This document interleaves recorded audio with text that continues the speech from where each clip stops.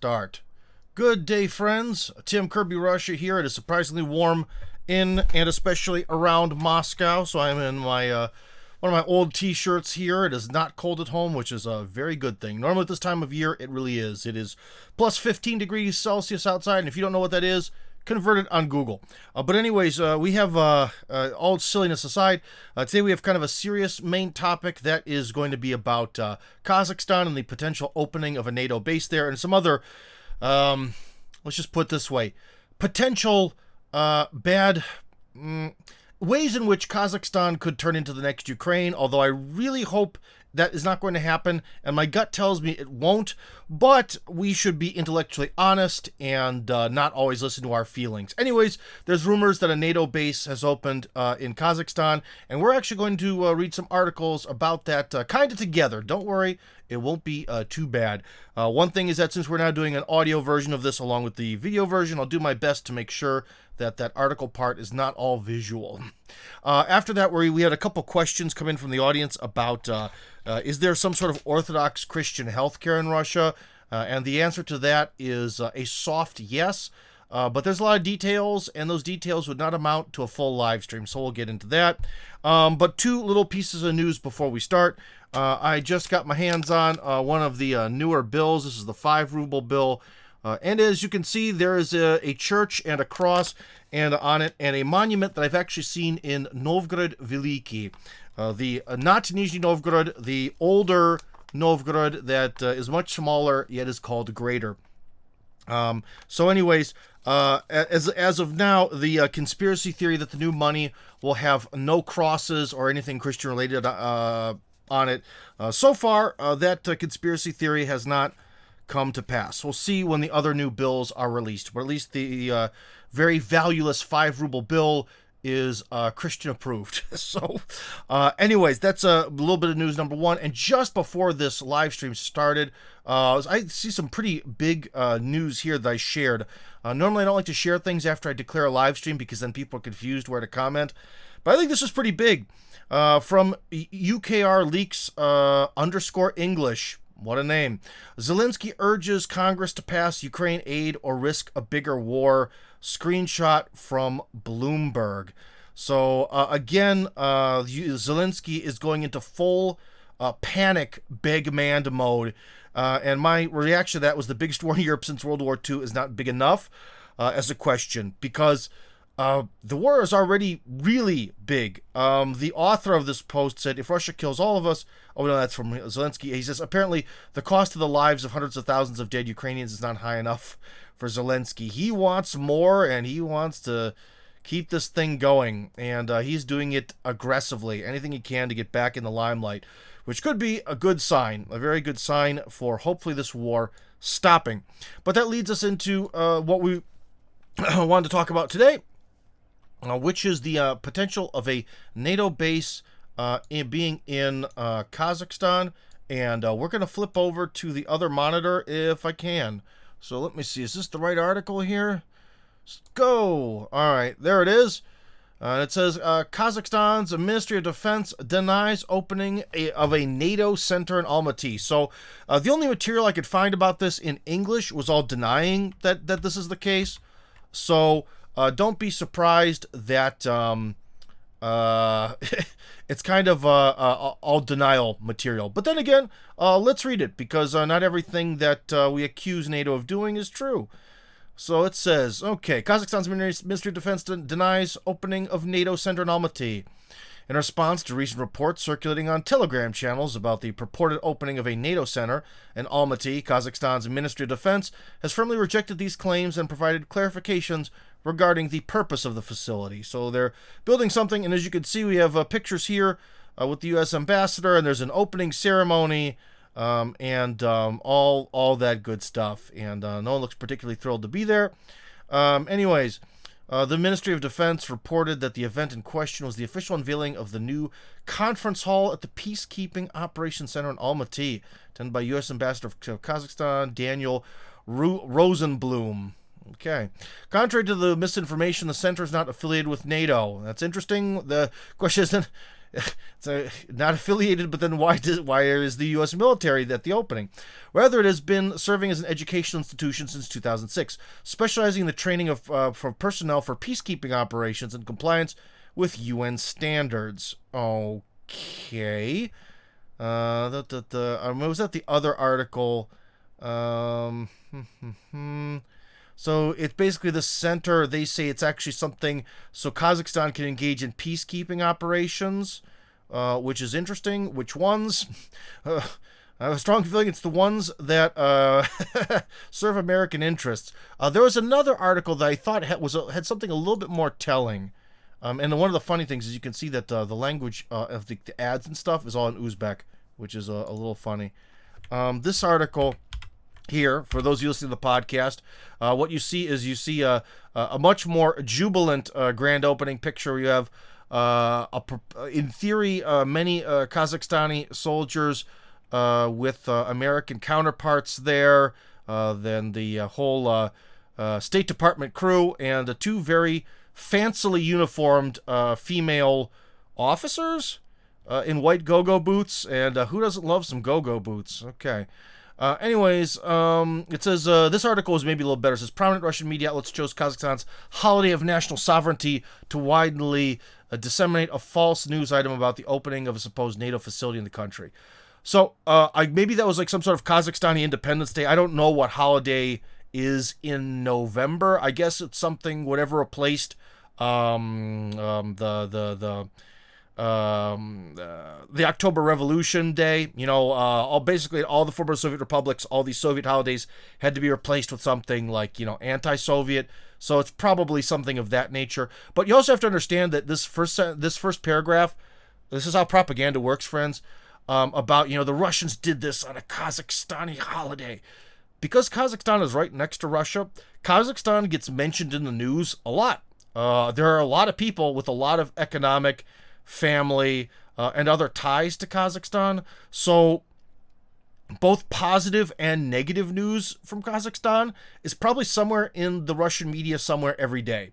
So the first off, right from the get-go, this first paragraph is very propagandist. Let's see how they continue.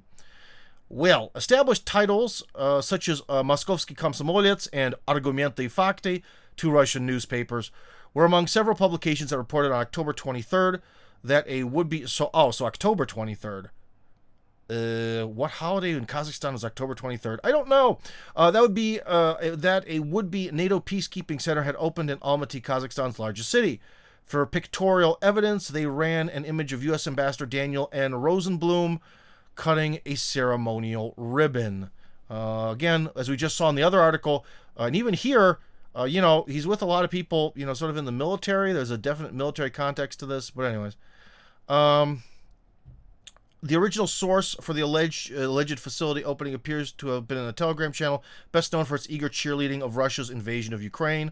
I guess that's okay to say that it's biased, but again, it also shows this person's bias that, you know, this Telegram channel, they're cheerleading for an invasion. Like this here, that paragraph, which I'm going to highlight for those who can actually see it, this is basically like the author is subconsciously saying, hey, I'm going to tell you what side of this I'm on. Look what side I'm on and what side you should be on. That's another propaganda point there. We're up to 2 propaganda points. The Kazakh military will undergo NATO standard training at the center. The channel, and again, this is wait. Let's read it more in depth. The Kazakh military will undergo NATO standard training at the center. The channel military correspondents of the Russian Spring wrote in the post that was then picked up in all the subsequent reports. So yes, the military correspondents of the Russian Spring. That does sound a little bit pro-Russian biased for a channel name. Kazakhstan's defense ministry quickly scotched? I could go for some scotch right now. Scotched the reports, noting that the ceremony in question was to mark the opening of a conference hall at the Peacekeeping Operations Center, a training facility that has been run by the ministry itself, and no other outside entity since 2006. Okay, so they're saying this is an internal thing. Interesting. The U.S. consulate in Almaty, meanwhile, said in a statement that the conference hall had been funded with support from the United States to help expand Kazakhstan's ability to train international peacekeepers. Again, Why is there a U.S. interest in building up the Kazakh military in any way, shape, or form? Be it for international peacekeeping missions, in quotes. I'll put it this way. A lot of the Russian peacekeepers got in a lot of trouble recently with the whole Nagorno-Karabakh conflict. Where were Kazakhstan's guys? As the official website of the Peacekeeping Operations Center notes, the purpose of the facilities to train civilians, police officers... Wait, first off, civilians, now police... So, the purpose is for military peacekeeping, but they're training civilians. Why? And the police? Well, that would have to mean, because the police in Kazakhstan, like in pretty much every country, the police are sort of the internal army that works against the people. And so, do these people expect that there's going to be something bad going on in Kazakhstan in the near future? Interesting. Anyways, for peacekeeping operations, instruct them on the basics of international humanitarian law. Oh, how nice of them. The curriculum was certified by the United Nations in 2019. NATO does not get a mention. Okay. None of this freely available information was enough to prevent self-styled Russian patriots from going into a minor meltdown over the perceptions that a close ally of Moscow's appeared to be throwing in its lot with a Western military bloc. Okay. Well, here's again, this is one of these things where I'll tell you what, guys. This is one thing we should all know. We should all be aware of. I'm actually going to switch back to me. That a lot of times when the people we disagree with are worried about something or angry about something, they're having a meltdown. Whereas when our guys disagree with something, we're just casually disagreeing with it. So that's a classic. That's a classic logic flaw. That's not really propaganda, but that is super duper mega flawed logic right there. Anyways. Back to the article. Alexander Sladkov, who manages a Telegram account with almost 1 million subscribers, hyperventilated. Ooh, look at that propaganda. Ooh, that's good. That's actually good. If this was written by some sort of AI, this is a good word choice, Mr. Robot. That NATO is already in Kazakhstan. Well, if the U.S. is training Kazakh forces. That's one of those things where I guess it depends on your logic, Well, technically, it's not really NATO providing the training. It's the United States under the veil of the UN, and so that makes it different. So again, this is one of those things where you can play a lot of legalese and word games. Out of 3 possible allies, Russia, China, and the Anglo-Saxons. Now, that is a very Russian way of writing. Kazakhstan chooses not its neighbors, but a distant and dangerous... Oh, he's quoting the Russian guy, of course. Kazakhstan chooses not its neighbors, but a distant and dangerous force. Like-minded pro-Kremlin commentators openly discussed viable reprisals, which included the liberation of the strongly ethnic Russian-inhabited territories of northern Kazakhstan. Ironically, this open mooting of a Ukraine invasion-style response to a non-existent event on the same day that Kazakhstan was observing Republic Day. Okay, it's Republic Day that they were celebrating, all right? A date which marks the occasion of the Kazakh SSR declaring its sovereignty within the Soviet Union in 1990. That move would become the first step towards the official Declaration of Independence the following year. And from what I understand, the beginning of Kazakh-U.S. military cooperation within the framework of Kazakhstan eventually joining NATO, starting, I believe, actually all the way back in 1992, if you can believe that, which is pretty crazy. So anyways, Kazakhstan has been sort of softly and quietly on the NATO track for a long time, but who knows? We'll get to that. We'll get to that, guys. While online boosters of Russian military aggression openly questioned the viability of Kazakhstan's sovereignty, officials struck an altogether different tone. The Russian embassy in Astana extended its congratulations on the event of the Republic Day and conveyed Moscow's readiness to help protect the sovereignty and territorial integrity of Kazakhstan, which it did before when there were those uprisings in Kazakhstan about 2 or so years ago, if you remember. There were some possibly Western-backed color revolution-style uprisings that Russia kind of helped them deal with. So interesting. And let's finish this article off, and then we'll talk about Kazakhstan as hopefully not becoming a second front in this war. President Vladimir Putin noted in a letter to his Kazakh counterpart, Kasim, what would it be, Jomart? Probably Jomart Tokayev. It's definitely Tokayev. That Russian-Kazakh relations are at a high level. He added that building on their partnership under the aegis of such formats as the Collective Security Treaty Organization, or CSTO, a Russian-led analog of NATO, would help maintain stability in the region. So that article was actually much better than the other article. I don't know why I chose to read the other one first, but so here we go. The scare is on, and the person who wrote the article definitely wrote the article from a there's nothing to fear, there's nothing to see here, no.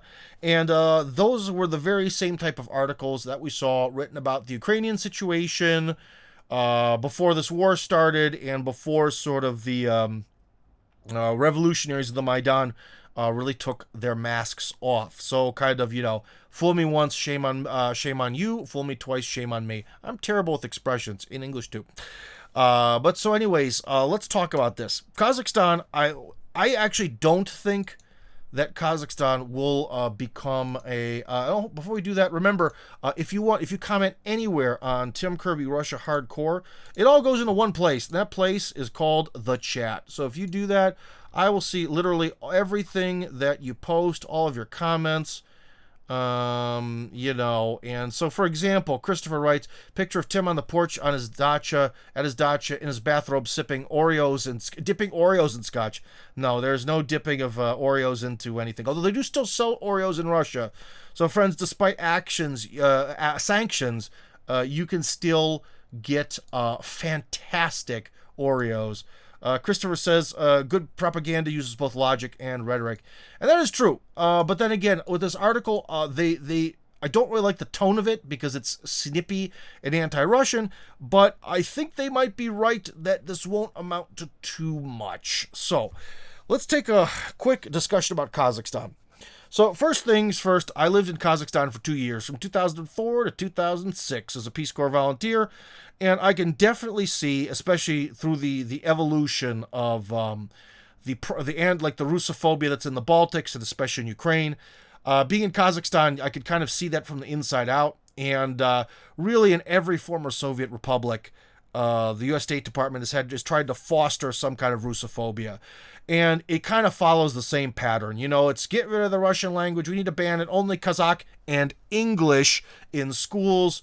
I don't know if they actually went through it of trying to convert the Kazakh language to being to use the Latin letters. That succeeded in Uzbekistan in like the early 90s. But I think Kazakh may have stuck with Cyrillic for the time being. But so anyways, there's this, and also one other form of the classic post-Soviet attack on culture, the destruction of monuments, which was really strong in Ukraine, medium in the Baltics until recently. In Kazakhstan, there's not that much of that, but there is the massive renaming of streets. Everything with the Russian name on it is getting renamed. And of course, when you say the name of a lot of locations in Kazakh rather than in Russian, they Kazakhify them by taking off the endings. So, for example, the original name of the city is like Aktyube, but in Russia it's Aktyubinsk to make it more sound like a city. So the Kazakh version doesn't have the SK at the end to give it the very Slavic-sounding city ending. That may sound like a moot point to you, but when it comes to petty racism, moot points are everything. So, I can tell you from firsthand experience that I sort of felt that there was this invisible hand kind of pushing against Russians in Kazakhstan, even back then. And that's why a lot of people from Russians or just non-Kazakhs left Kazakhstan to move to Russia. In fact, Russians were about half the population of Kazakhstan when the Soviet Union fell, and now they're about a quarter. So basically everyone who could leave did leave for the most part. But there's still a lot of Russian people there, and many of the cities to the north have those stereotypical in Russian, again, as I just explained, Russian-sounding names and legacy and so on and so forth. In fact, one of the reasons why Kazakhstan has the capital, which was Astana, became Nur Sultan, and is now, I think, Astana again.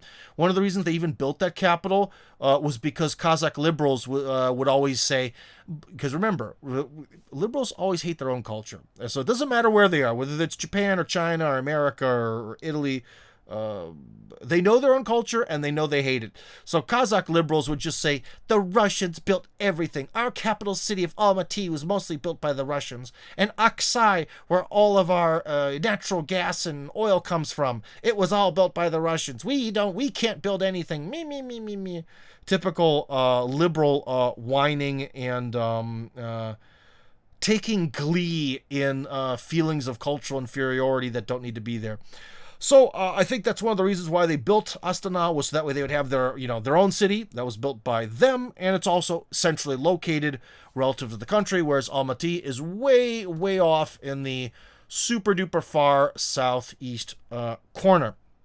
Now, there's been, of course, a lot of efforts to try to get Kazakhstan to act really, really against Russia, like I just said, through the good old generation upon generation now of Russophobia being pumped into them, but I don't think it'll turn into Ukraine for a couple of reasons. Now, I won't say who, but I had the chance to actually talk to a very wise person in the world of politics who knows more about all these subjects better than I do. And he said that to imagine Kazakhstan, you have to imagine a pie that's cut into 7 pieces. I know it's hard to cut prime numbers into stuff. It's easier to cut, 8 pieces of something than 7, but just imagine in your mind. So he said 3 pieces of the pie are the pro-Western pieces. They're the pieces that, despite the fact that, despite Ukraine, despite this whole history, from the Maidan to present, there's still 3/7 of the pie are pro-Western. And they definitely want to move Kazakhstan in that direction. 3/7 of the pie are very still pro-Russian. They sort of like that they have this dual linguistic society. They are very proud of having a peaceful border with Russia, and are kind of happy with the way that history, basically the cards that history dealt them to be next to Russia and be integrated into it. Sounds like a good thing. We'll stick with that. Obviously, in that chunk of the pie, you're going to find probably more ethnic Russians, but you'll definitely find a lot of ethnic Kazakhs as well, including the ones who are fighting in the Donbass right now, because there are definitely plenty of ethnic Kazakh volunteers. And the little 7th of the pie, as you might guess, are the Islamists, who sort of see that Kazakhstan really needs to go the Islamic direction to the most that they can. So that would make them sort of neither pro anything other than really, really being religious. I think that perhaps that piece of the pie might be the piece of the pie that Erdogan thinks he's speaking to, or that the Saudis think that they've bought with various different construction projects, this, that, and the other. So that's kind of the way things look. Now, that's a little bit different from the situation in Ukraine before the Maidan, but you have to remember that Ukraine was a very divided society. I mean, we looked at... if you guys have been following my channel, then you've probably seen the now already cliche, but appropriately cliche maps of basically like what the Ukrainian electorate looked like during the elections leading up before the war. How always the eastern regions would vote for, the more pro-Russian candidates parties, and the western regions west of the Dnieper River would always vote for the, nationalist, but by nationalist, we all know whose master they serve, for that group, right? And in Kazakhstan, there's maybe not as black and white of a picture, but there's definitely a north-south divide. The north and south, if you've been there, and I'm not sure whether this divide has lessened or grown since I lived there, but you could definitely feel that the north of Kazakhstan really feels like a former Soviet republic. You, at least back then, and also you have to remember that this was way closer to like the actual time when the Soviet Union ended. So who knows the Soviet feel, if it's still there or if it's gone. But at the time, at least, it felt way more like a Soviet republic, as does Kyrgyzstan. You go to Kyrgyzstan and you are like, I am in a place that was recently communist. This is all the telltale signs, the way sort of people look and the way that they sort of act. There is, of course, some local flair. Not the entire Soviet Union wasn't just completely homogenous, but you get that feel. You get that feel going, like the same feel you might probably. Although Poland's really changed. I was gonna say like a really really poor, badly constructed place in Poland, maybe. Like, what is it that the Poles actually say that the Soviets did a really crap job with? Was it Gdansk or Danzig? Like, they just did an awful job with all the construction. It looks horrible. Somewhere like that. Somewhere that's nice and depressing looking. And that's kind of what the north of Kazakhstan, Kyrgyzstan sort of look like. Whereas the south is weird. Even physically, the people look different. Like the north, the Kazakhs look more like Mongolian or Korean, or that have that sort of that kind of look. I guess you could say, again, Mongolian or Asian or whatever. And even when you go down south, people look a lot more something else. Like, I don't know, Persians who have an uncle from China, kind of. So people kind of look physically different. The landscape looks different. It's a lot less. It's also a lot less developed. And so you do have that's a sort of similar thing between. Whereas in Ukraine we had this titanic black and white divide between geographically and politically. In Kazakhstan, you do kind of have that, but I don't think it's to that critical mass level. The other thing that's important to note about Kazakhstan that makes it maybe different and not a potential Ukraine is that the Kazakhs are proud that they sided with the Soviet Union. Overall, even the Kazakhs who are maybe not particularly thrilled with speaking Russian in their country, they still don't really think, oh boy, Hitler was the right way to go. They don't think that way. Okay, so they don't. They're not on the side of Big Papa H and his genocide machine. All right, so that's a pretty important distinction. Is there a lot of casual racism towards Russians in Kazakhstan? Yes. If you ask any Russian who used to live there, basically you have no chance of getting a government job unless it's something like really minor, cleaning the floor. Basically the entire government. Or if you're Uzbek or if you're a Turk, there actually was a small Turkish population there. But basically, if you're not one of the Kazakhs, you are not getting a sweet government job, especially a sweet government job that could allow you to slip stuff under the table. There is definitely the casual racism, but this whole like pagan, we have to exterminate, what is it? Blood and soil. Like, there really isn't that sort of history or way of looking at things in Kazakhstan, which gives me hope that Kazakhstan, who right now is I think benefiting a lot from being in this interesting position of being sort of neutral towards America and Russia. I think that they may, with this whole center or doing some butt kissing to the West or whatever, I think they really want to maintain their neutral position. Because one thing you probably don't understand is that a lot of the money funneling, car parts funneling, airplane parts funneling, all sorts of, funneling and illegally going around, sanctions to get products and services and cash to Russia, a lot of it goes through Kazakhstan. In fact, it's a real sort of key piece in that puzzle. And so that's another thing where, at first when I saw that they were opening a NATO base in Kazakhstan, my heart sunk. I was like, oh no. Are we going to have to see hundreds of thousands of more people get killed? But I can now, with my more, my less emotional mind, actually see that it looks like probably Kazakhstan is trying to play the classic game of like, oh, of course we'll do whatever the global hegemon wants, while they're really profiting from helping Russia, probably not on a governmental level, but just allowing the laissez-faire capitalism needed within Kazakhstan to just ship everything to Russia that needs to go to Russia and ship everything out of Russia that needs to come out of Russia. You see, so again, guys, this article kind of worried me that maybe we're going to see something else. We're going to see another war, but I just think that really the Ukraine was that perfect storm. It sort of had that like uh national history connected with this like pagan fascism nonsense. It had the connection to being on the other side of World War II. It had the like extreme cultural linguistic divide.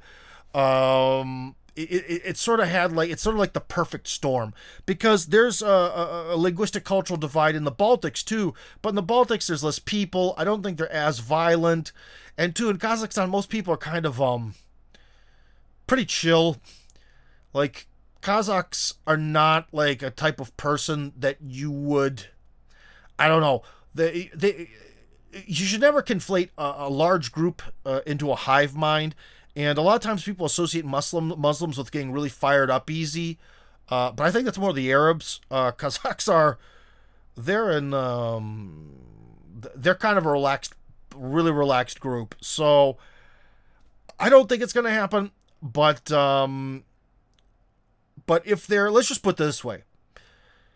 If there is some sort of evil faction within Russia that sees this as their really only opportunity to sort of restart Russia from a whole, I could see that there could be some sort of dark faction that might want to do something. Why?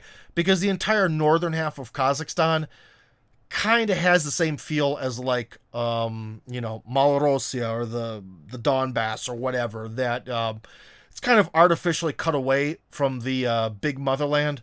So I'll put it this way. That'd be a nice piece of land to grab, because if the war in Ukraine ends, where, like I told you guys before, Russia gets everything east of the Dnieper River, and there's some sort of connection through Odessa to Transnistria, if then Russia were able to have, let's just say hypothetically, by, let's just say a peaceful reason, for some reason, completely peaceful, that involves 0 people dying, the northern part of Kazakhstan goes back to Russia, South Ossetia goes back to Russia, Abkhazia goes back to Russia fully. They basically already are de facto parts of Russia. Then you really sort of kind of end basically that big sort of list of trouble spots or locations that feel that they're inalienably part of Russia and would like to be back home and blah, blah, blah. That basically means that that entire list, all the boxes are checked. Well, Belarus as well. Forgot that. That's probably the biggest one. And that would essentially mean that if all of those events were to happen at some point in history, then essentially Russia would have really no, like, land claim issues with anyone.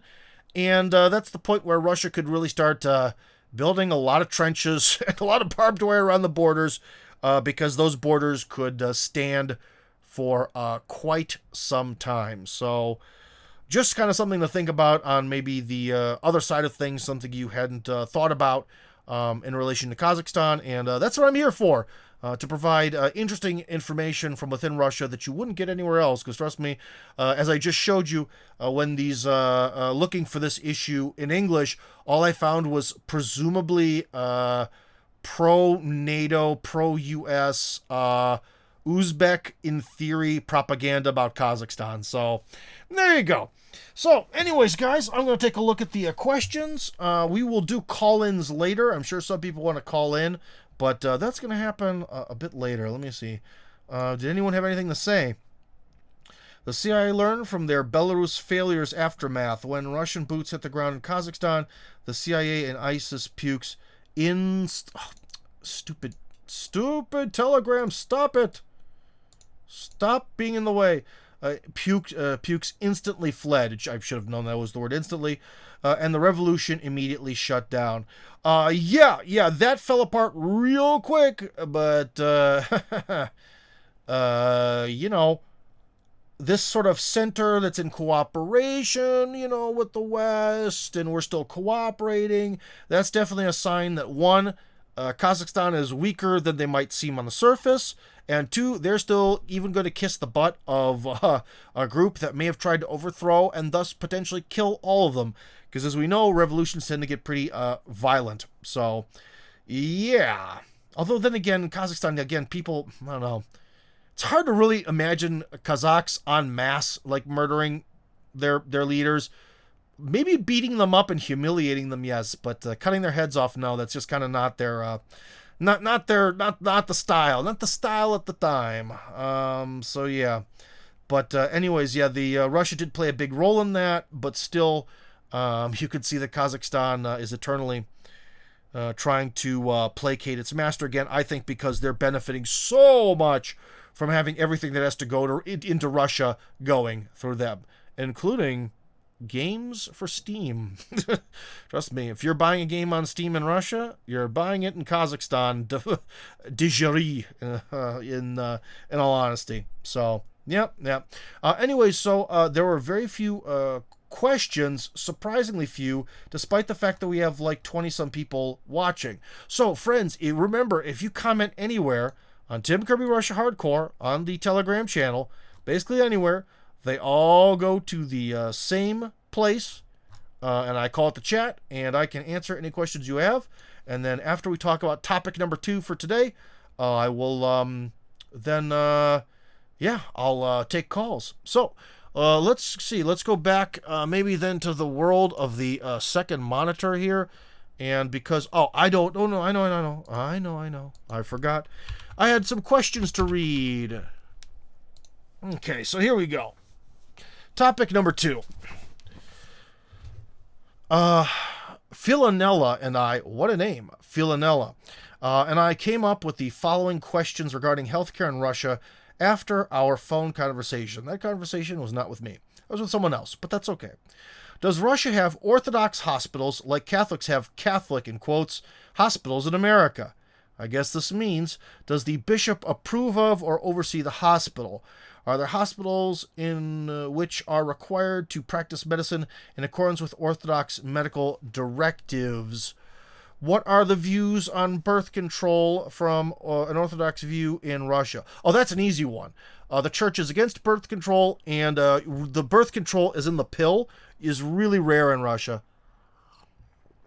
I guess it exists technically, but virtually no one uses it. And that's one of many explanations that Russians have as to why... oh boy. Well, get ready to be offended, American women. But so Russians kind of ask themselves, why are Russian women more attractive than American or Western women? Because Russian women aren't on the pill. According to Russian science, it makes them thinner and less likely to be knob-kneed, like where your knees sort of go inwards. I've had Russians point out to me that a lot of American women's knees are disaligned, and once you start noticing it, it's kind of true. So, essentially, when you give girls at 13 or 14 years old, hormones that they're going to pump themselves with for their pretty much entire adult life, and we somehow think that that's not going to have an effect on their health, it does. But according to the church, I can tell you for sure the church is against birth control in all forms. The pill in Russia is virtually non-existent, but you can get it. And things like condoms and that are really, really, really expensive. So, with the efforts and inching away from abortion that we're having in Russia, which has become much harder to do than it was in the past, let's just put it this way. Due to a pure lack of birth control, we're going to have a lot more people here soon. Do Eastern Orthodox Christian doctors prescribe the pill? No. Because no one prescribes the pill here. Except under, for just to use it just for the heck of it, they don't. What do priests say about the pill? They don't say anything about the pill because it's not a cultural factor here. It's a non-issue. It's something that doesn't get brought up. In fact, the whole thing of contraception is really a non-issue in Russia. People who are married would never use contraception in Russia. Anyone who's married just doesn't. Okay, so that's a big part of it. If you're married and you're in the church, you're not using it anyways. So again, it's a non-issue. That's only for people who are still single, and even then, they don't really do it. Similarly, what are the views on sterilization procedures like vasectomy and tubal ligation? Do not get discussed. Again, they're a non-issue. People do not do that or engage in it or think about it. It is outside the Overton window. Yeah, the whole cult of eugenics here is not as strong. So it's a non-issue. Here in the U.S., Catholic doctors will often refuse to perform those procedures, and sometimes hospitals or physician groups may forbid them. Is this the same with the Orthodox in Russia? Again, since there's a massive network of... This is this other weird thing about the West. This is a whole thing about where Russia is different from the West. As a Western person, apparently you'd think it's logical to go to a Catholic hospital and demand that they perform some sort of act that you know they morally disagree with. No one in Russia, well, not no one. The mainstream masses in Russia are not that retarded. That's an utterly narcissistic, retarded, moronic way of viewing the world that you don't see here. They could go to a private clinic. First off, the government clinics are, religiosity neutral, although there's usually some sort of room to pray at. So there's a one drop of religiosity to them. But, there's the government hospitals. There's a million secular clinics you could choose in Russia. Like, forcing, again, the whole reason, too, why some person I just called a retard might want to force a doctor to perform a procedure they morally disagree with is to try to dominate them and make it into a scandal and try to change society. It's kind of a form of activism. It's a form of manipulation, blah, blah, blah, blah, blah. It's also a form of lawfare as you get your lawyers to crush any Catholic doctor who doesn't do exactly what you want them to do. Domination. And again, that doesn't exist here in Russia because lawfare can exist here, obviously, like anywhere, but it doesn't really work in that way. This is a kind of country where if you spill hot coffee on yourself, you pay for your own burns. That's generally the way things work here. And so, yeah, we'll get back to your first questions because those are much bigger. Are there any other ways orthodoxy might impact healthcare that we haven't considered? Not at all, because again, one other major thing is in America, in the West, there's a sort of battle between religion and science. And again, in Russia, that doesn't exist. We've talked about this before, so I'll spare our regular viewers, but there really isn't any sort of battle between religion and science here. They're different kind of categories of things. It's kind of like, is there a battle between science and let's think of something else. I don't know. English. Well, why not? I mean, we could probably think of something, but you have your English classes at school and you have science. Well, why isn't there a conflict between them? Because they're very divided. They're kind of separate things. And, yeah, although there is a certain science to English, there's a little bit of overlay, but still. So I think that's kind of where they're coming from. Now, one thing I wanted to share with you is on the other screen. So let's go to the other magic screen over here. Because, where is it? Oh, there it goes. Okay. So anyways, I just tried to, before this podcast, find any sort of religious hospital that I could. So this is the St. Alexei Hospital. It is in Moscow, downtown, ironically on Lenin Prospect. So, religious hospital on Lenin Street. Anyways, so it is a part of the actual church itself, and they have you can even see where it is. Oh, look at that. It's right by Shablovskaya Metro on the Orange Line, so isn't that nice? It's also by the Ploshchad Gagarina, which is on the big train line that goes kind of above the city streets, very Cyberpunk 2077, trains in the sky. Yeah, and this is Gorky Park, by the way, right next to it. So nice location. Very expensive, I'm sure. So anyways, but they also have locations in the city of Shuya, Zhukovsky, and Pereslavo-Zalesky, where I know some of our listeners live. Shout out to Pereslavo-Zalesky and everyone who is listening from that place. You know who you are, and you know that I like you very, very much. But anyways, well, what do they offer? Surgeries, emergency care and orthopedics, you're working with your nerves, therapy, anesthesia, and resuscitation, diagnostics and stuff. I forgot what stacionar is. Oh, well, they've got a laboratory service, blah, blah, blah, and some sort of like learning center for doctors. So there you go. There's at least one network of Orthodox hospitals in Russia. So anyways, does this offer anything? Or is this what I just looked at? No, it's about the hospital. As you can see, the site is terrible because all sites are terrible in Russia that are for things like this. Yeah. Probably some of the history of it. I guess that's the history of it. But whatever. Let me show you something else. This is something you'd probably, if you're in Russia, you'd see, because there's sort of ads for it. It's called Milosердие, which is mercy in English, maybe? I don't know. Mila is it's sort of like, if you were to use modern Russian, it would be cute-hearted, or like cute heart. But of course, when Jesus Christ in the Bible uses the expression Mila, he is not referring to cuteness like kawaii. It's something more like mercy or whatever. So anyways, it says Orthodox Service of Help, and they have all sorts of programs. This is like a national program. And so this is a center for rehabilitating children with cerebral palsy that they have. The Holy Spiridon God Deed Doing Place. That's basically, it's an old folks home, especially for the old folks who have particularly rough syndromes and conditions.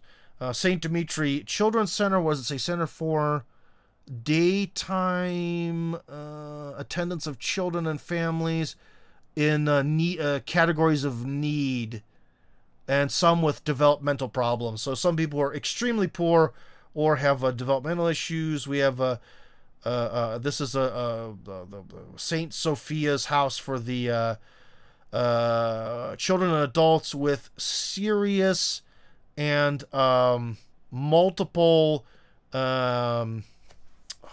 developmental issues. This, as you can see, are people for, children to grow up at a sort of private boarding school for children with Down syndrome. And yeah, going in there, so there's, yeah, as you can see, they have a lot of programs, a lot of stuff going on here. And yeah, that's a lot of programs. Oh boy. I guess we have also visiting, let's see, yeah, visit 50, so like people go visit the sick and all that. Boy, that is a tough job. Also, for some of you interested in moving to Russia, although they don't pay, it's a volunteer thing. They need men to help build stuff for free. So if you ever want to do volunteer work for the church, they need you to build stuff. As you can see, the church knows what women do the caring and men do the building. This guy's also, it says Service of Volunteers for this Mercy organization.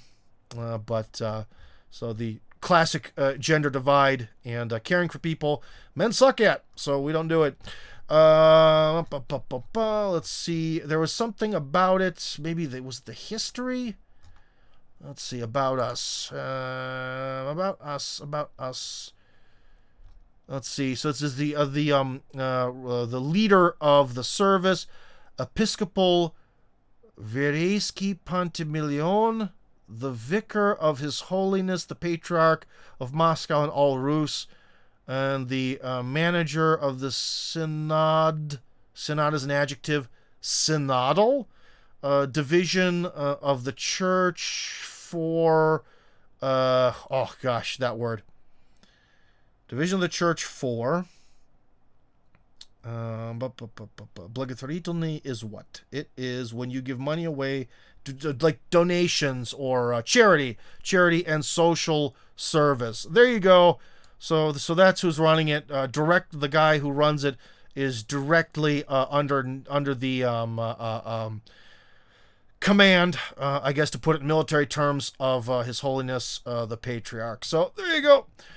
For those who are kind of wondering about that, that was one hospital and one very big program here about all that. So I hope I answered this person's question that they sent. Let's see. Maybe I'll open it again just to make sure. Yeah. Oh, and also about the quantity of these hospitals, I would say there's a lot fewer than there are Catholic hospitals in America. Catholic hospitals tend to be pretty ubiquitous. Like, they're in every city in America, even cities that aren't really known for being Catholic. Whereas religious-related hospitals seem to be a much more of a quieter thing in Russia, or also in some ways because it's a new thing. Because remember, in the Soviet Union, that was all done away with. So, yeah. Does the bishop, some sort of bishop vicar, does oversee it? Required to practice medicine.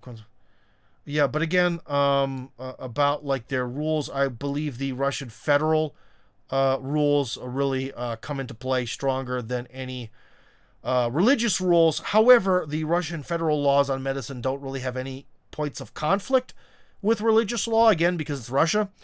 With the exception of now, in certain circumstances, they still do abortions, which that's one thing. But other than that, there really isn't anything. So that's faded into the past. Yeah. So let's see. Is there anything, any questions here? And I'll be ready to take calls. He gladly offered Ukrainian. Okay, that has nothing to do with this conversation. It was kind of a good point. I don't know. Do we have any call-ins today? Does anyone want to call in? Because now would be the time. But while you're thinking about whether you want to call in or write a message, I can tell you that I myself, just so we talk about medicine in general, and again, this is a little bit of a repeat topic, but just to be clear, I really strongly prefer using private medicine in Russia because insurance costs like nothing, and I get insurance through one of the locations I work at, and the private insurance, I wouldn't say it's night and day, but it's definitely a big step in the right direction. Imagine, it's kind of like, because I hate hospitals, I hate medicine, I kind of one of those people that wishes that when I'm like 80 years old, somehow I'll just explode randomly and I'll never see it coming. That'd be amazing, rather than dying in a hospital. But anyways, hate hospitals and all that. Don't really like flying much either. I like the results of traveling, don't like flying. But then you kind of feel the difference, when you're in first class and when you're in economy class. Especially if you're in economy class that's on an economy airline. I'm a pretty broad-shouldered guy, not to brag. But so anyways, I'm always, kind of cramped in there. And after a couple hours, your back starts going. And the seat is kind of sweaty. I mixed seat and sweaty into one word. The seat is sweaty and the food always sucks because it's all bread. And I don't know why. Whenever I'm on an airplane, the only thing they give you is bread. And although I really like bread most of the time, whenever I'm in an airplane, I don't want it. And then when you go into first class, you have a lot more room. I've generally had nicer airplane conversations in first class. I've only flown first class a few times, but oh, man, you know what sucks? Being on an airplane in Russia with someone that gets excited by foreign people in economy class who may be drunk. Oh, boy, that makes the flight twice as long. But what I'm trying to say is you can definitely, even though they look kind of similar on the surface, and ultimately the difference isn't that huge. Oh, that first class is nice, isn't it? It might be worth it sometimes. And to be honest, whereas first class airplane tickets, I believe, are roughly 3 times more expensive than normal ones, especially if you have insurance through your work or even taking out like private healthcare insurance, you're not really increasing the cost very much, and you're really increasing your enjoyment, comfort, effectiveness level. Like, one of the big things that I find now really bothersome about American medicine, obviously the price, we all know that, but even like for things when my kids have been on Obamacare and they've gotten to go for free, the classic thing in America, you go to a doctor's office, a private doctor's office, and you're still waiting 45 minutes to an hour. At a private clinic in Russia, you show up, you're in. It is run like, well, in contrast to the public hospital where your ass is waiting. Sit your ass down and wait, boy. You're going to be in that line and you're going to have to wait till all the grandmas get done complaining. It is a death march. It is a snail's pace. Whereas at the private clinics, you walk in, you click your fingers, you are in there. It is amazing when people put their minds to it, how many people you can actually process through an X-ray machine in one day. You go to a public hospital and you're in line, no matter what happens, you're waiting, you're looking in, there's no one in the room getting X-rayed, and yet you're still not allowed to go in there. At the private clinic, you just go in and sometimes pay money, sometimes you don't even have to. Like the last surgery I had in Russia was a outpatient surgery where they cut a 3 centimeter, that's over 1 inch cyst off the back of my neck, and I just walked out of that place. I didn't pay a dime other than, the normal cost. And they did the surgery right there. Like, the doctor wasn't sure if he was going to do the surgery, so they kind of like scheduled it to have a window just in case we needed to, and we did, and everything happened instantly. It was amazing. So again, when it comes to hospitals, I think that there definitely is an Orthodox Christian option, but it is a quiet option. You'll have to research on your own. And I don't know how much this all costs. One thing I am kind of, I don't know about disappointed, but it's kind of logical. Unfortunately, most private Orthodox schools and academies in Russia cost a pretty penny. Mr. Middle Class Russian, even if he was super duper mega religious, he is not getting his kids into private school here. Private school is a bit of a kick in the butt cost wise, so I'm not quite sure how much this all costs. I don't know. Maybe we could try to see what the costs are. Let's see. Requisite, that's different. Hold on. Oh, that's not the hospital. Hold on, let's actually take a look. Here, let me get this back on the screen here. Hold on. Oh, so many windows. So many windows. Nope, that wasn't it. That wasn't it either. There we go. So, let's see. Patients.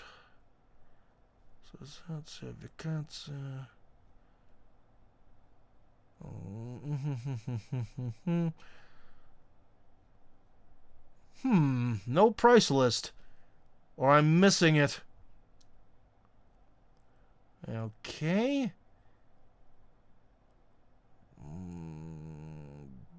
Maybe it's under this. No. Where are the costs? How much? Let's see. I don't know. Let's look. How much does an operation cost? Gynecology, because that's a fun word. Anything about costs? Nothing. Oh, and this is a true Russian website. The cost of everything is magical and mystical and unknown. So, unfortunately, friends, I can't help you with that. I wish I could, but I can't. Anyways, wow, no one wants to talk today. Okay, well, you guys don't want to chit-chat. Remember, for those of you who don't understand what I'm talking about, a certain person, very important to me, wants to talk. Hello there. Hi, Tim. Hello. Hi, do you hear me? Yes, I do. Okay. Talking about the Catholic hospitals here in the U.S. Now, for example, in the state of Ohio, any Catholic hospital is now affiliated with our two big chains, Cleveland Clinic or University Hospitals.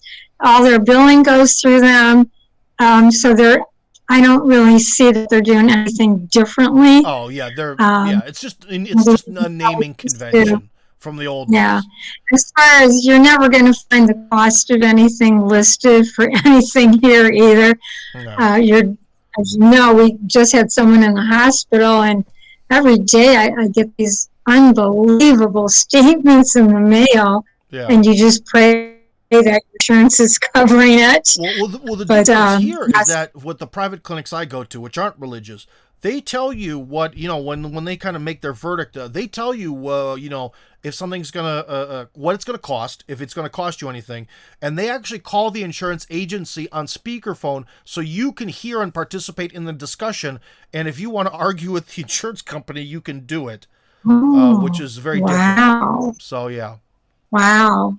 Yeah, we're just kind of kept in the dark. Yeah, there's no mystery side to this thing. So I guess that'd be a warning for foreign people. If you're not told the price that something will cost at a hospital before they do it, that's wrong and bad practice. That's not the way it's supposed to be. They're supposed to tell you in advance before they start doing anything. So. Okay. Thank you. Thank you. All right, good info. But kind of depressing that the Catholic Hospitals of America are now just in name only for the most part. But I kind of always thought that that was the way it was because when you've been in them and around them, there's nothing religious about them. Like they didn't really convey any sense of being different in any way. So, and government standards are what they are. Well, anyways, guys, I guess today is a little bit quiet. Oh, here we go. Christopher writes, wife paid $300 for extensive ENT service and x-rays, 2 visits at the American Clinic in St. Petersburg. You can't talk to a U.S. ER nurse for $300. Well, if you go to that, oh, what is it called? Oh, my gosh. The urgent care, where it's like a hospital, but there's no doctors and only nurses. They have those in Ohio. There you could do it for under $300, but not a real hospital, not much. ENT, that's when you pick you up. Oh, yeah. Then never mind. No, I forgot about that. ENT is like your ambulance. Yeah. Well, the ambulance in theory should cost nothing because the ambulance service is free for everyone, even foreign people. So it's really what I think we're probably paying for was more the x-rays and the consultation and the fact that it was at the American Clinic. Because the American Clinic, everyone speaks English, and you're paying for that fact. So, if it was somewhere else, it probably would have been even cheaper than $300. Because for a Russian person, like, $300 to take a ambulance and x-rays, they'd be like, F that, I'm going to burn the governor's house down. That would be a travesty here for people. So, But anyways, I guess we're having a quiet audience today. Anyways, so guys, excuse me. Ooh, what was that? That couldn't have, pardon me, that couldn't have just waited one more minute till I signed off. Anyways, guys, thank you very much for being with me. All the best, and I guess I'm going to head out. In closing, I don't think that Kazakhstan is actually going to become the next Ukraine. But again, we all have to remember, I criticize people for writing political material based on wishful thinking. And because I don't want to see all the lovely Kazakh people that I lived with blown to bits, like many Ukrainian soldiers, perhaps my subconscious mind is lying to my conscious mind into feeding you bad data, or feeding myself bad data and bad opinions on this issue. So maybe I'm sort of subconsciously biased because the thought of it is absolutely repulsive. And like I said, when you know these people, it's a lot easier to watch anonymous people die rather than people you kind of know. You know what I mean? So yeah, but I still, in all intellectual honesty, don't think it's going to happen. And issue number 2, yes, there is Orthodox Christian healthcare here, but it's kind of a new thing. And as you saw, you kind of have to know where to go, and it wasn't exactly obvious. Anyways, guys, I am out. See you later, alligator. Stop recording.